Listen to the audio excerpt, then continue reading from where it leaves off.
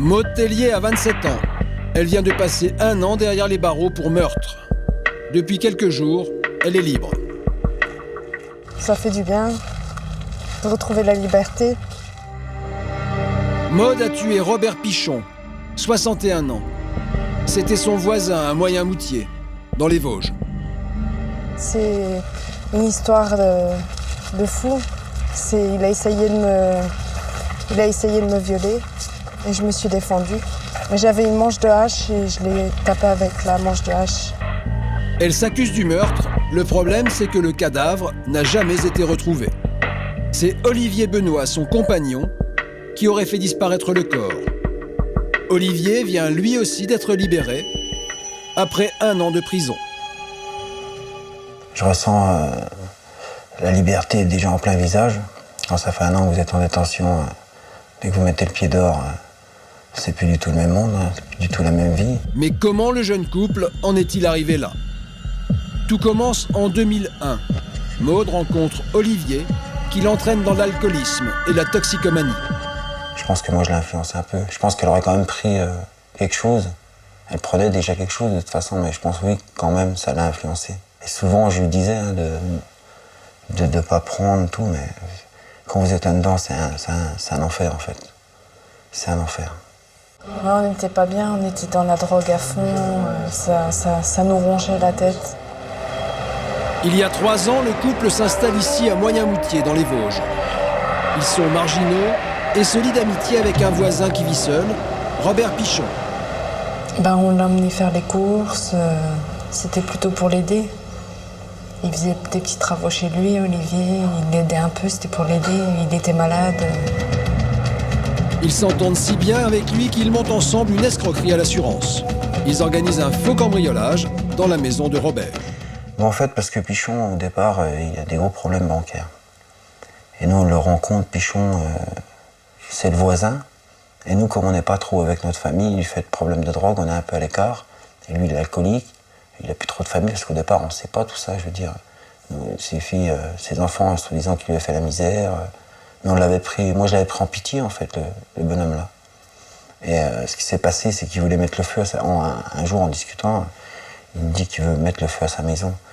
Et moi je lui dis qu'avec les experts, je sais pas, ça va marcher, quoi. Puis de fil en aiguille, on est arrivé à faire ça, quoi. On a simulé un cambriolage chez lui pour toucher l'assurance de son habitation, quoi. Pourquoi vous avez accepté? Pour l'argent, tout simplement. Il nous avait promis la moitié de ce qu'allait toucher l'assurance. Pichon et le jeune couple se partagent les 3 000 € de l'assurance. Mais tout bascule le 26 septembre 2007.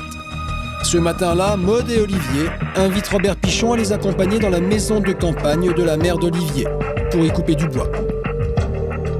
À un moment, on en manque, je m'aperçois qu'on n'a pas pris le bus en partant. Et je dis à ma copine, je demande s'ils veulent venir avec moi. Et en fin de compte, je suis parti seul. Il devait commencer sans moi. Pendant ce temps-là, Robert Pichon en aurait profité pour tenter d'agresser Maude sexuellement. Quand je reviens, 3/4 d'heure après que je suis parti, je reviens, je trouve Pichon dans une mare de sang. Puis de là, je vois ma copine complètement effondrée. Je lui demande ce qui s'est passé. Et puis là, ça va vite dans ma tête, quoi. Je me dis que je veux pas qu'elle aille en prison. Alors, je décide de faire disparaître le corps, quoi. Olivier prend les affaires en main. Il enroule le cadavre de Robert Pichon dans un couvre-lit, le transporte dans une brouette et décide de le brûler sur un tas de bois, dans le pré, à quelques mètres de la maison.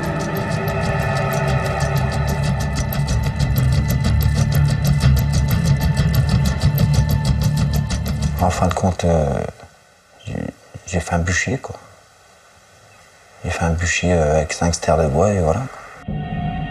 Olivier ramasse les restes du cadavre, puis le couple fait 25 km en voiture pour se rendre au port d'Épinal. Là, il jette les cendres dans le canal de la Moselle. Puis après, on a fait le ménage partout, quoi. On a effacé les traces, tout ce qui avait un lien avec l'histoire là, quoi. Mais le scénario ne s'arrête pas là. Pour ne pas éveiller les soupçons, pendant 2 mois, les amants font croire que Robert Pichon est toujours en vie. Moi, je suis descendu à Cannes avec la carte bleue de Pichon, son téléphone portable, et Maud était restée dans les Vosges. Et je lui ai envoyé des SMS et elle me répondait comme si moi je répondais à Pichon, en fait. Comme si lui envoyait des SMS. Et j'ai fait un retrait à la carte. Toutes des petites choses comme ça, les factures aussi chez lui qu'on a payées pour pas attirer l'attention des gens, en fait. Personne ne s'inquiète de la disparition de Robert Pichon. Pourtant, 2 mois après le crime, le couple se rend à la gendarmerie et se dénonce. Et en fait, pourquoi on se dénonce? Parce que Maud, elle le vit très mal. Plus les jours y passent et plus on s'aperçoit qu'on a fait n'importe quoi. Et puis, Maud, on dormait plus des nuits. Alors, le bon sens m'est revenu et on s'est convaincus tous les deux d'aller se livrer. Il y avait un point en trop. C'était trop de pression. Le couple est incarcéré. Maud et Olivier font une demande de mise en liberté. Elle est acceptée. Ils sont donc libres, mais il leur est interdit de se voir. Ils ont aussi l'obligation d'aller pointer tous les 2 jours à la gendarmerie. Le couple aimerait se marier, mais la justice refuse. Bah oui, c'est le juge en fait qui nous met la pression aussi. Il nous interdit de nous voir, de nous marier, de nous communiquer en quoi que ce soit, ni au téléphone. On n'a pas le droit de se voir. À ce jour, le dossier est toujours en instruction. Le procès doit avoir lieu l'année prochaine. Maud et Olivier risquent la prison à perpétuité.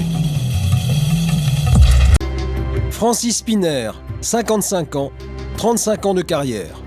Un monstre sacré du barreau. Avocat de l'Élysée pendant la présidence de Jacques Chirac, il est aussi le seul avocat à avoir osé affronter le président libyen Kadhafi en 1999 dans l'attentat contre le DC-10 du TA. Maître Spinner, c'est aussi un style hors du commun. Spinner, c'est un vrai avocat. Un stratège hors pair qui force l'admiration de ses confrères. Mais écoutez, Francis Spinner est un avocat qui a beaucoup de talent, et tous ceux qui l'ont entendu peuvent en témoigner. Un avocat que nous avons suivi la semaine dernière dans une des affaires les plus médiatiques de l'année, le procès Viguier.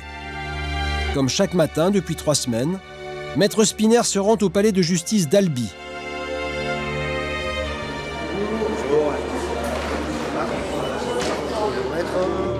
Dans le box, Jacques Viguier, le professeur de droit, accusé du meurtre de sa femme Suzanne. Dans ce procès, Maître Spinner représente Carole, la sœur de la victime. Elle est convaincue que c'est Jacques Viguier qui a tué Suzanne. Qu'est-ce que vous attendez de la plaidoirie de Maître Spinner aujourd'hui ? Qu'il puisse s'appuyer sur les faits et qu'il explique comment ma sœur a été tuée et comme quoi, qu'il explique notre conviction et comme quoi c'est sûr que c'est Jacques qui a tué ma sœur. Accusé d'avoir tué sa femme, Jacques Viguier a toujours nié.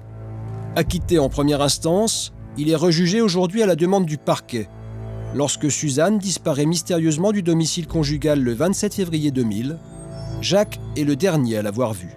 Nous avons toujours dit, et depuis Toulouse, que cette affaire, la vision que nous avions du dossier, en toute indépendance, c'était que ce dossier était une affaire de coups et blessures volontaires, ayant entraîné la mort sans intention de la donner. Pour Maître Spinner, plusieurs éléments accablent Viguier. Premier élément, le matelas sur lequel dormait Suzanne et que Jacques Viguier jette quelques jours après la disparition de sa femme. On ne le retrouvera jamais. Pour quelle raison ?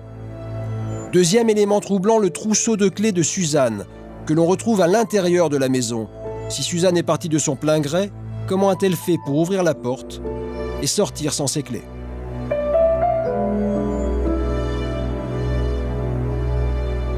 Le soir, Francis Spinner se concentre dans sa chambre d'hôtel. Demain, il sera seul contre tous. Il prépare minutieusement sa plaidoirie. Alors donc ça, c'est en réalité tout le dossier qui est utile pour la plaidoirie, c'est-à-dire que chaque thème qui a une importance dans le dossier, donc par exemple là, c'est tout ce qui a trait à la question du trousseau de clés, parce que dans l'affaire Viguier, se pose la question de savoir comment, en réalité, Suzanne Viguier aurait pu partir de la maison alors que la maison est retrouvée fermée. Ça, c'est plus important parce que c'est tout ce qui a trait aux constatations sur le matelas. Et puis ensuite, c'est ce qui va, là, c'est la chemise plus importante parce que c'est ce qui structure la plaidoirie. On essaye d'expliquer au juré, elle n'a aucune raison de partir. Elle disparaît dans la nuit du samedi au dimanche, alors que le lundi, elle a rendez-vous avec un avocat, qu'elle veut divorcer, que le mercredi, elle a invité des amis pour une activité festive, et que dans l'organisation de sa vie telle qu'elle l'a expliquée à de nombreux témoins, elle est vivante, elle a l'intention de vivre et a l'intention de refaire sa vie. Donc elle n'a aucune raison de partir.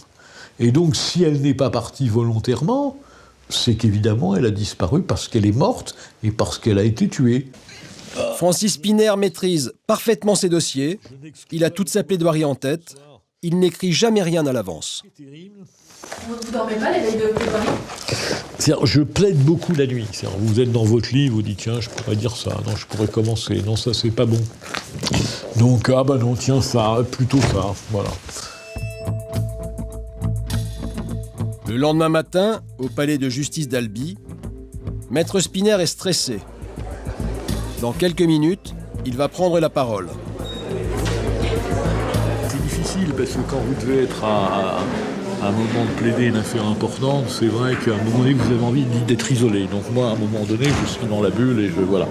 Mais je stresse, c'est l'estomac, c'est les nerfs, voilà. Vous stressez encore après toutes ces années de plaidoirie? Ah oui, ça, je stresse. Dans la salle, tout le monde attend la plaidoirie du grand ténor. A priori, Francis Spinner va faire dans quelques minutes une excellente plaidoirie. C'est un type d'avocat très efficace parce qu'il se sent très bien, il a une très bonne, un bon sens de l'opportunité à l'audience. Voilà, il connaît bien son dossier. Voilà, il a une réputation qui n'est plus à faire. L'audience reprend, Maître Spinner entre en scène. Pendant 1h30, il explique au juré que Jacques Viguier a tué sa femme dans leur maison au cours d'une dispute conjugale. À l'issue de sa plaidoirie, Carole, la sœur de la victime, est bouleversée. C'est exactement ce que je voulais dire. Vous avez l'impression qu'on a ressuscité la mémoire de votre sœur? C'était, je sais pas, mais en parlant enfin de la victime. Qu'est-ce que vous attendez après cette plaidoirie? Que les jurés prennent conscience que c'est Suzy la victime. Face à Maître Spinner, le défenseur de Jacques Viguier, Maître Dupond-Moretti, l'homme aux 87 acquittements. C'est la première fois que les deux grands avocats s'affrontent dans un procès d'assises.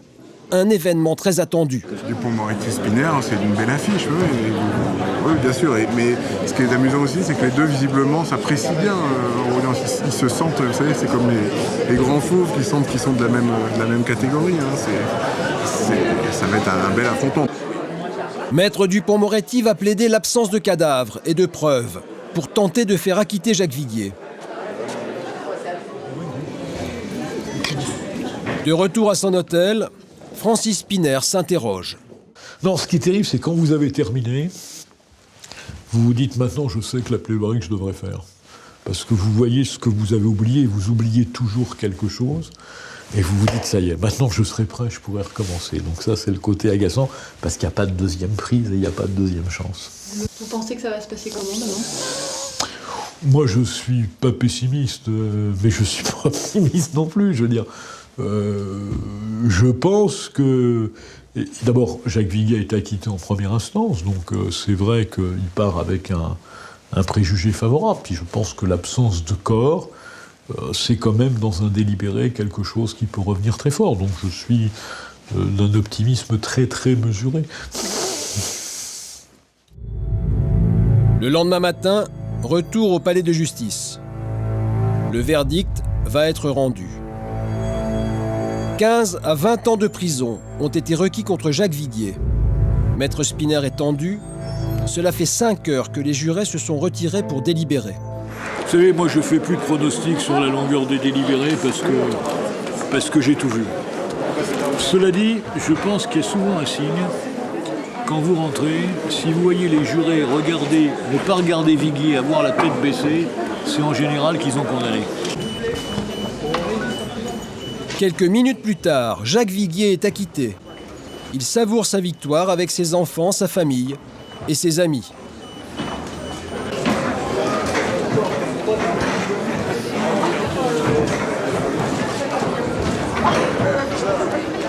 Sur le perron du palais de justice, la foule applaudit son défenseur, maître Dupond-Moretti.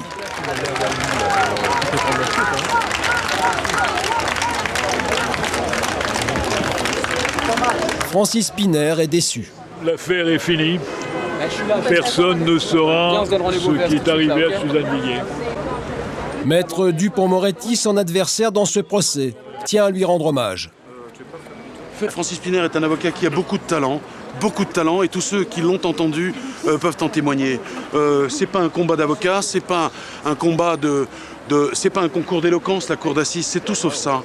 Quand dans un dossier il n'y a pas de preuves et qu'on est partie civile, on ne peut pas non plus faire des miracles, voilà. L'affaire Viguier était le 123e procès en assises de maître Spinner, qui part déjà vers d'autres combats.